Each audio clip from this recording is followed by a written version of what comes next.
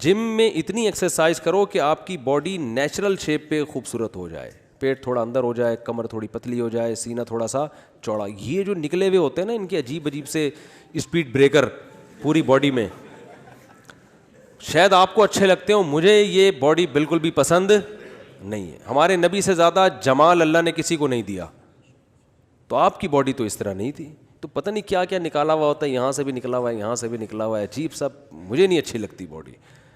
Body بس یہ ہونی چاہیے, آپ مرد کا سینہ کشادہ ہونا چاہیے, پیٹ باہر نہیں نکلا ہوا ہونا چاہیے, کمر اتنی پتلی کہ سی آئی ڈی والے تلاش کریں تو ان کو نظر نہ آئے, اس سے بھی پتلی ہو سکتی, اتنی ہو کہ ناڑا بن سکے, اس پہ بیلٹ باندھ سکیں, جتنی پتلی ہو جائے.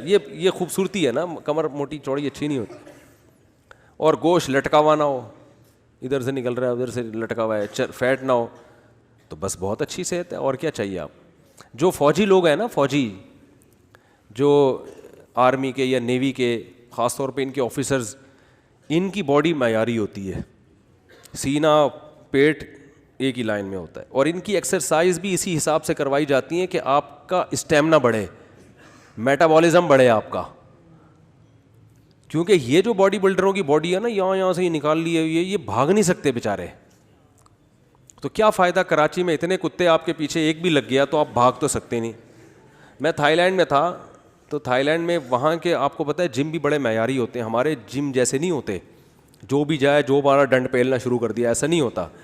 وہاں جو معیاری جم خانے ہیں نا, ان میں یہ ہوتا ہے کہ جب آپ جاتے ہیں تو سب سے پہلے آپ کا بی پی چیک ہوتا ہے, شوگر چیک ہوتا ہے. ایسا نہ ہو شوگر لیول لو ہو, پتہ نہیں ہوتا, آپ نے 2-3 ڈنڈ پہلے اور وہیں نہ للہ ہو گیا, آپ کا بے ہوش ہو گیا. یہ ہو سکتا ہے, آپ کا بی پی ہائی ہے, وہ دماغ کی رکھ پڑ گئی. تو وہاں جاتے ہی ٹیسٹ ہوتے ہیں, جب بھی آپ جاؤ گے 2-3 ٹیسٹ ہوں گے آپ کے. اچھا, ایک مشین ہے, اس میں دیکھتے ہیں فیٹ کتنا ہے اور میس جو ہے جسم پہ, گوشت کتنا ہے آپ کا, ماس کتنا ہے. تو یہ سب چیزیں پھر وہ ٹرینر گائیڈ کر رہے ہوتے ہیں کہ بھئی یہ آپ نے یہ والی ایکسرسائز کرنی ہے, فیٹ کم ہو جائے اور گوشت آپ کے جسم میں مسل بن جائیں. تو یہ ہوتا ہے کہ ظاہر ہے ایک معیار ہے نا, ہر آدمی کی باڈی میں اتنے فیصد فیٹ ہونا چاہیے اور اتنے فیصد اس کے مسلز ہونے چاہیے. تو اس حساب سے وہ ٹھیک ٹھاک ہو جاتی ہے. جو بھی ٹرینر, تو ایک ٹرینر تھے, میں نے بھی ویسے ہی شوق کیا, میں نے کہا دیکھتے ہیں چیک کرتے ہیں. تو تعلقات تھے, وہ بیان سننے آتے تھے, بڑے ماشاءاللہ انڈیا کے بڑے بلڈر تھے. وہ انڈیا کے ہیں دونوں, تھے کیا ہیں, اللہ ان کی زندگی اور برکت دے. تو بڑے ماشاءاللہ وہ لہیم شہیم نا. تو میں نے کہا یار ویسے ہی میں بھی دیکھتا ہوں یہاں کے جم کیسے ہوتے ہیں اور ایکسرسائز کیسے ہوتی ہے, کیا ہوتا ہے. تو میں چلا گیا اندر, تو انہوں نے مجھے بتایا کہ یہ والا ڈنڈ پھیلنے سے یہ والا فائدہ ہوتا ہے, یہ والے وزن اٹھانے سے یہ ہوتا ہے. اور اچھا, اب ان کا ہدف یہ تھا جو میں نے ان کو بتایا تھا, بھائی جو بھی فیٹ ہے, میں نے کہا اور کم ہو جائے, باڈی میں فیٹ کیا ہو جائے, کم ہو جائے. تو انہوں نے مجھے خوراکیں بتائیں, خوراک بتائی. میں نے کہا دیسی گھی, انہوں نے کہا ہفتے میں 1 چمچ. میں نے کہا اس تکلف کی کیا ضرورت ہے. سنتے بھی ہیں, بیان سن رہے ہوں گے, بڑے نیک لڑکے ہیں, انڈیا کے ہیں.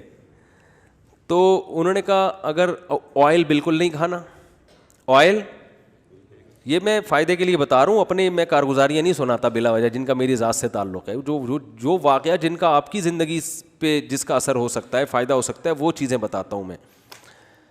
انہوں نے کہا آئل بالکل نہیں, بوائلڈ چیزیں کھانی ہیں, بوائلڈ, ابلا ہوا انڈا اور ابلی ہوئی چکن اور یہ سب چیزیں, اس سے فیٹ کم ہو جائے گا, مسل بنیں گے آپ کے, اور پھر آئیں صبح شام یہ ڈنڈ پہ لیں, یہ اتنی ورزش, یہ وغیرہ وغیرہ. تو میں نے کہا یار کچھ دیسی گھی تو کھا سکتے ہیں. انہوں نے کہا ہفتے میں 1 دن. اور ان کے والد بھی بڑے ڈاکٹر ہیں, یعنی پھینکو نہیں تھے وہ, واقعی اپنے حساب سے صحیح کہہ رہے تھے وہ.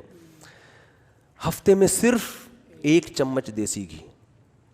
میں نے کہا بھائی ہم صبح اپنے ہوٹل کے پراٹھے پھوڑتے ہیں یار, دنیا چھوڑ دیں گے وہ پراٹھے نہیں, مزہ آتا ہے خدا کی قسم. کیا فائدہ ہفتے میں 1 چمچ دیسی گھی, آدمی کہے چھوڑو یار اس کا کیا کرنا ہے. تو اتنے مسل کی ہمیں فکر نہیں ہے کہ اس دنیا کی ساری لذتوں سے ہی کیا ہو جائیں. ہاں ٹھیک ہے, پراٹھے تو زیادہ ہو گیا, نہیں کھانے چاہیے, وہ تو میں بھی منع کرتا ہوں, عادت پڑی ہوئی ہے. لیکن پھر ہم جو ہے وہ تھوڑا بہت غلط بھی چل رہا ہوتا ہے, اتنا کوئی برا نہیں ہے. تو ویسے بھی صبح کے وقت یہ چیزیں ہضم بھی ہو جاتی ہیں. اور پھر جس کو عادت پڑی ہوئی ہے اس کو ویسے بھی ہضم ہو جاتی ہیں. ہمیں عادت پڑی ہوئی ہے تو ہو سکتا ہے آپ کو نقصان ہو, ہمیں نہیں ہوتا نقصان الحمدللہ. تو میں نے کہا یار اور کچھ, تو انہوں نے کہا پھر یہ چاول میں یوں کرنا ہے تو یوں کرنا ہے تو یہ کرنا ہے تو وہ کرنا ہے. میں نے کہا بھائی جان میں نا یہ نہیں ہوگا میرے سے. میں نے کہا جاگنگ, انہوں نے کہا جاگنگ تو بالکل نہیں کرنی آپ نے. کیوں؟ اس لیے کہ مسل کو بڑھانا ہے نا, تو آپ اگر ایکسرسائز دوڑو گے بھاگو گے اس سے تو فیٹ کے ساتھ ساتھ مسل بھی ختم ہوں گے نا, آپ تو بالکل ہی باریک ہو جاؤ گے, تو فیٹ بھی ختم اور ساتھ ساتھ گوشت بھی ختم ہوگا باڈی پہ. میں نے کہا بھائی جان وہ تو قابل احترام تھے. میں نے کہا دنیا چھوڑ دوں گا, جاگنگ نہیں چھوڑوں گا. یہ دنیا چھوڑنے کا مطلب یہ نہیں کہ واقعی دنیا چھوڑ دوں گا, اور خدا نخواستہ کسی ڈاکٹر نے کہا کہ جاگنگ کرنے سے مر جاؤ گے تو پھر میں چھوڑ دوں گا جاگنگ. یہ ایک محاورہ ہے, کیونکہ ایسی جاگنگ کا کیا فائدہ کہ آدمی کو دنیا ہی چھوڑنی پڑ جائے. یہ تو سمجھانے کے لیے, اس لیے بعض دفعہ فرشتے اس بات کو نا سیریس لے لیتے ہیں. حقیقت ہے. وہ ایک آدمی دعا مانگتا تھا نا, اللہ اس زندگی سے تو موت بہتر ہے, اس زندگی سے تو موت بہتر ہے. تو وہ کسی نے پھندا لٹکا دیا درخت کے اوپر سے, اب یہ دعا مانگ رہا ہے تو پھندا سامنے آیا, اس نے کہا یہ کیا ہے, کہ اوپر سے آواز آئی ہے میرے بندے ہم نے تیری دعا سن لی ہے. کسی کو شرارت سوجی تھی تو کہتے ہیں اللہ ادھر تو کوئی مذاق بھی نہیں کر سکتا. ٹھیک ہے نا. تو ایسا نہ کوئی فرشتے سیریس لے لیں اس بات کو اور بولے تم نے تو کہا تھا جس سے موت تو آج جاگنگ میں ہی مر جاؤ گے تم. تو وہ کہنے لگے کیوں جاگنگ میں, آپ نے تو جب باڈی کو فٹ رکھنا ہے, مسل بنانے ہیں اور کمر ایسی ہو جائے اور یہ مسل اور یہ وہ. میں نے کہا بھائی جان مجھے ایسی صحت کا کرنا کیا ہے کہ میرا اسٹیمنا ہی ختم ہو جائے ہے بھائی. جو آدمی تیز چل نہ سکے بھاگ نہ سکے اس نے اتنے بڑے جسے کو لے کے کرنا کیا ہے. ٹھیک ہے نا. تو وہ تو مقابلوں کے لیے تو ٹھیک ہے, یوں یوں کر کے دکھا رہا ہے, یہاں سے یوں یوں کر کے دکھا رہا ہے. او بھائی آپ کا اسٹیمنا اچھا ہونا چاہیے, سب سے پہلے بھاگ سکو, چستی, جسم میں جو چستی پیدا ہوتی ہے نا, ایک دم کرنٹ جیسا جسم ہو جاتا ہے آپ کا, باڈی فٹ, وہ جاگنگ سے ہوتی ہے. سانس پھلاؤ, بھاگو دوڑو اچھلو کودو, کلابازیاں کھاؤ, دل کو جو ہے نا بار بار دھڑکاؤ زور زور سے, سانس پھلاؤ, اس سے دل مضبوط ہو جاتا ہے. کبھی نا اپنی نبض چیک کیا کریں بیٹھ کے. 72 یہ معیاری ہے نا, 72 دفعہ دھڑکنا. 72 سے اگر اوپر ہے تو اس کا مطلب دل میں کچھ کمزوری ہے, 72 سے کم ہے تو اس کا مطلب کیا ہے, بولو صحیح ہے. تو میں ایک ایتھلیٹ سے ملا, اس کی نبض چیک کی 55. وہ کہہ رہا ہے مجھے ڈاکٹر سمجھتا ہے لو بلڈ پریشر کا مریض ہے یہ, تو مجھے بتانا پڑتا ہے میں ایتھلیٹ ہوں, بھاگتا دوڑتا ہوں. ہوتا یہ ہے کہ جب آپ بھاگتے ہیں دوڑتے ہیں رننگ کرتے ہیں, دل کو بار بار دھڑکاتے ہیں اور اچھلتے ہیں کودتے ہیں چھلانگیں مارتے ہیں, تو اس سے فائدہ یہ ہوتا ہے کہ آپ کا دل ہو جاتا ہے مضبوط. تو پھر دل کو بلڈ کو سرکولیٹ کرنے کے لیے زیادہ دھڑکنا نہیں پڑتا. میں دیسی زبان میں بات سمجھا رہا ہوں. دل کو باڈی کو سرکولیٹ کرنے کے لیے زیادہ زور, بلڈ کو سرکولیٹ کرنے کے لیے زیادہ جان, وہ 65 دفعہ میں دھڑک کے وہ کام کر لے گا جو ایک نارمل آدمی کا 72 دفعہ میں جس کو دھڑکانا پڑ رہا ہے. ایک جوان آدمی کی میں نے نبض چیک کی, 25 سال کا, 92 دفعہ دھڑک رہا ہے اس کا دل نارمل کنڈیشن میں. میں نے کہا تو نارمل حالت میں جب 92 دفعہ دھڑک رہا ہے تو تھوڑی سی ٹینشن ہوئی تو یہ تو 100 سے اوپر چلا جائے گا. تو بھاگو دوڑو ایکسرسائز کرو اچھلو کودو, اس کے بعد پھر جم بھی جاؤ, تھوڑا سا سیٹنگ پہ بھی آ جائے تو اور اچھا ہے نا, تھوڑی باڈی تھوڑی سی سیٹنگ پہ لے آؤ. وزن, دوسرا یہ کہ جم نہ جانے کا نقصان یہ ہوتا ہے کہ آپ وزن ہی نہیں اٹھا سکتے, آپ کی ہڈیاں کمزور ہو جاتی ہیں. تو وزن اٹھانے سے کیا ہوتا ہے کہ آپ کی ہڈیاں مضبوط, تھوڑا تھوڑا وزن اٹھا کے پھر زیادہ وزن اٹھانا سیکھ جاؤ گے. تو بس اتنا. باقی یہ کہ قمیضیں اتار کے یہ والا پوز دکھانا ہے, یہ مجھے کم از کم سمجھ میں نہیں آتا. تو سینے کے بال مرد کے اچھے لگتے ہیں, جو اللہ نے قدرتی دیے ہیں وہ رہنے دو, وہ ٹھیک ہے نا. مسل ان میں چھپے رہیں, کوئی ٹینشن کی بات نہیں ہے. ویسے بھی شریف آدمی قمیض پہن کے گھومتا ہے نا, ٹھیک ہے نا, تو ویسے ہی چھپے رہتے ہیں. تو بس اتنا ٹھیک ہے. ایک ڈاکٹر نے بتایا کہ جاگنگ سے آپ کا میٹابولزم, آپ نے دیکھا ہوگا بہت سے لوگ ایسے طبیعت سے پھوڑتے ہیں مگر ویٹ نہیں بڑھتا ان کا. وہ ہوتا کیا ہے, ان کی باڈی خود بخود فیٹ کو ختم کر رہی ہوتی ہے, تو ان کا میٹابولزم سسٹم بہت اچھا ہوتا ہے, باڈی خود وہ بیٹھے ہوئے بھی ہوتے ہیں تو بیٹھے ہوئے نہیں ہوتے, وہ متحرک ہوتے ہیں, وہ چست ہوتے ہیں. تو عمر کے ساتھ ساتھ آدمی میں سستی ہوتی ہے, تو جاگنگ کرو, بھاگو, کتا پیچھے لگواؤ اپنے, ٹھیک ہے نا, اس سے تو ایک دم 55 ہو جائے گی آپ کی. ٹھیک ہے.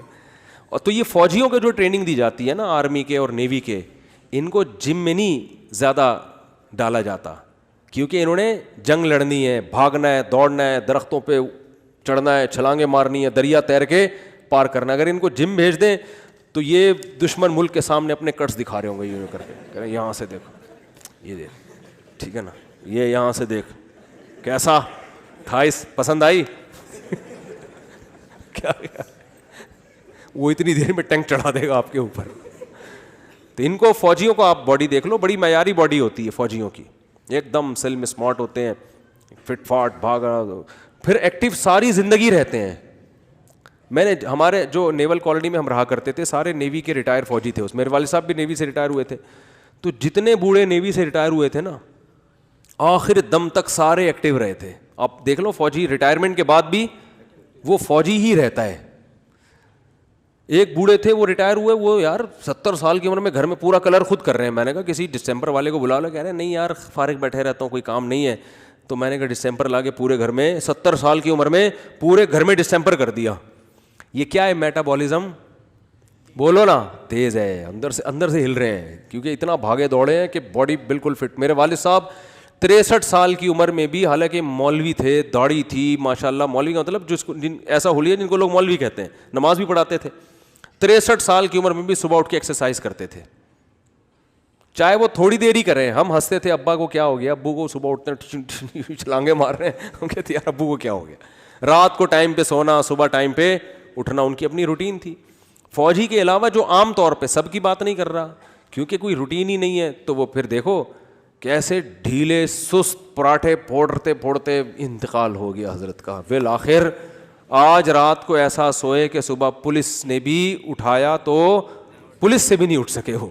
ٹھیک ہے نا. تو جاگنگ کو بہت زیادہ فوکس کریں, دوڑیں, اور جاگنگ نہیں ہو سکتی واکنگ اسپیڈ کے ساتھ کریں.